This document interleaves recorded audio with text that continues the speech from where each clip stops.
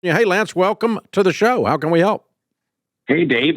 Thanks. I'm excited you're hosting EntreLeadership. Well, thank you for changing the trajectory of my personal finances, career, family business, etc. Well, I'm honored. There's at least two people excited about it now, me and you. Yeah, good.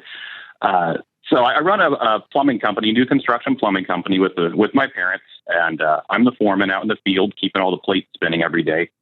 And we've got 6 employees. Most of them are millennials. They're all people that I've hired. I work closely with, and I'm kind of transitioning from training people directly to training people as we grow. And so there's some growing pains coming along with it. Amen. And I know that my natural leadership style is to micromanage. And I think I'm doing a pretty good job of throttling back the micromanaging and getting my guys to take ownership of things. But every once in a while, you let something slide. You want to say something and you don't. And then the next time somebody does something, you want to say something. No, I'm going to give them their space. And then you wake up and it's been a month and the guy's driving you crazy and you're tempted to get rid of them. So I'm looking for help on walking the line between micromanaging and failing to lead my young guys. God, that is such a good question. You're such a stud. I love it because I've done exactly what you're talking about 1,000 times. Okay, so let me tell you how bad I am. The opposite end of this, okay? Then I'll come back to your question. I'm so bad about correcting everything in the moment that we didn't need annual reviews. They were pointless. There was no point because we'd already reviewed it. Like at the moment that it happened, we didn't need to talk about it again. It was already handled. So here's the thing. We talk about this in delegation a lot around EntreLeadership, that when someone doesn't know how to do the thing the way you want it done, it is not micromanaging to correct them and teach them and mentor them. It's called training. Okay. To let them continue to do it the wrong way is stupid. Okay. Well, and so you're not gaining any ground by allowing someone to do something the wrong way twice, even. Right. Okay. You don't have to be mean about it. You don't have to be nasty about it. You don't have to be all up in their grill about it. Like, what's wrong with you? You're stupid. I already told you I'd do this. You don't have to do that, right? But you got to go, no. Remember, we talked about this. This is the way. Yeah, but at my other job, no, this is not your other job. We're at this place, at Ramsey, this is the Ramsey way we do this. Because, there's a lot of different ways to do things. Some things with plumbing, there's one way. You got to do it that way or it doesn't work, right?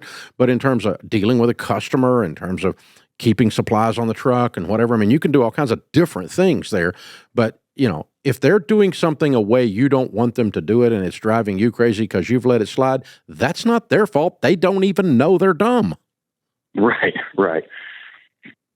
You haven't even told them yet, okay? So if they keep doing it over and over after you told them, then it's on them. And now you've got a different issue that's a team member issue that's not responding to training, okay? Right. Now, if they're doing it over and over and over the right way and you keep interrupting, well, you're the mother-in-law telling the daughter-in-law how to make it the way her son liked it.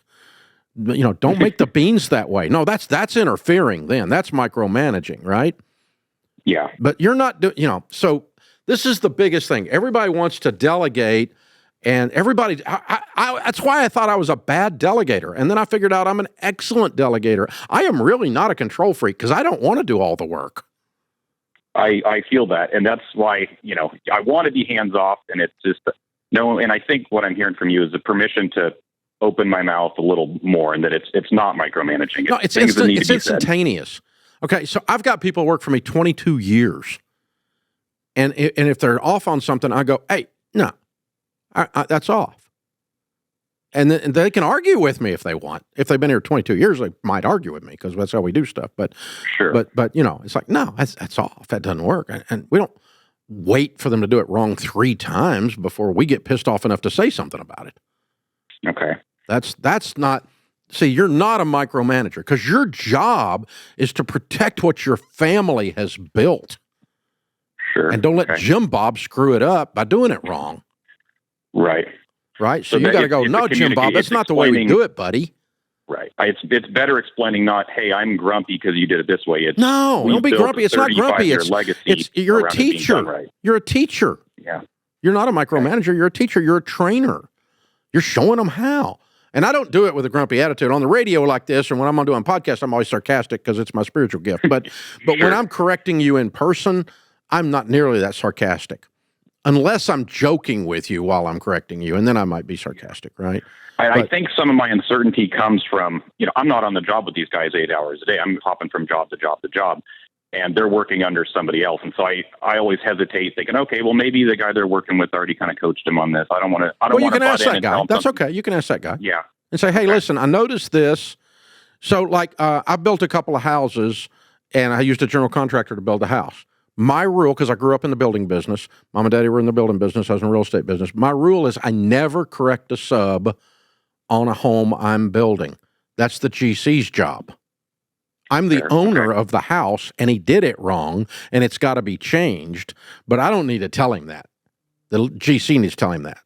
And so I'm going to pull the GC aside and go, hey, you put that in the wrong place. The wall's in the wrong place, man. You got to move the wall. Yeah.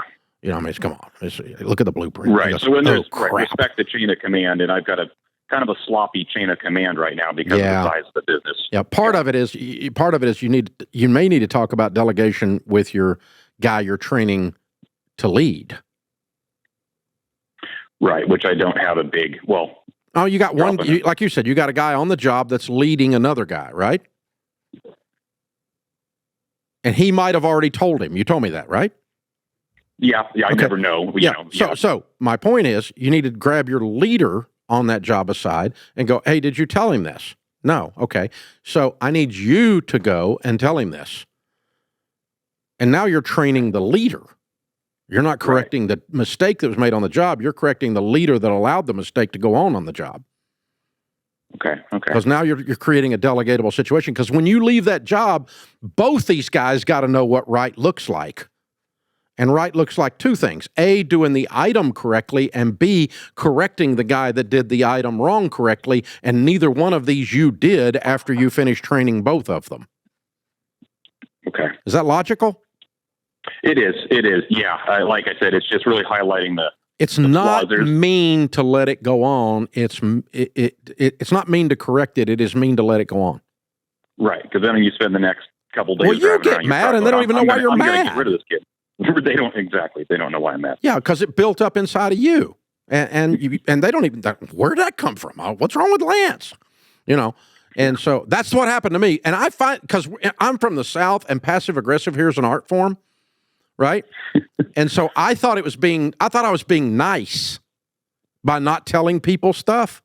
And what I finally figured out is to be unclear is to be unkind. Yeah, and that's exactly where you are. You've taught me that these millennials, they'll let you know if they're great or not. And it's so true. Because these guys, they're good guys. They want to show up. They want to work hard. I know that if it doesn't work out, it's my failure for teaching them. And if you got good millennials on the site, they will take the training because they zest for excellence. Yeah. If you got bad ones, there's no fix for it. Fire their butt. Yeah, done. Yeah, but the guys I've got, yeah. So it's because they got the good ones got a zest for excellence. All you got to do is aim the gun and pull the trigger, man.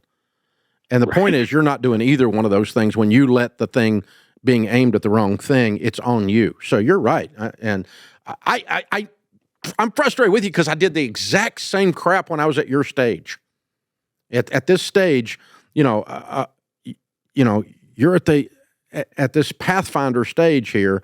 And you're one step removed almost from a treadmill operator, one step removed from just doing it by yourself. Now you're trying to hand off the business, and you're handing off your reputation when you're doing that, and you're handing off your quality when you're doing that, and you're handing off your frustrations when you're doing that. And that's a whole new skill set that's different than plumbing. And this is what you got to do. So you're really at a really sweet spot right now, in a pivotal spot where you can level up doing this. So very, very well done. Very proud of you, my man. Excellent, excellent work.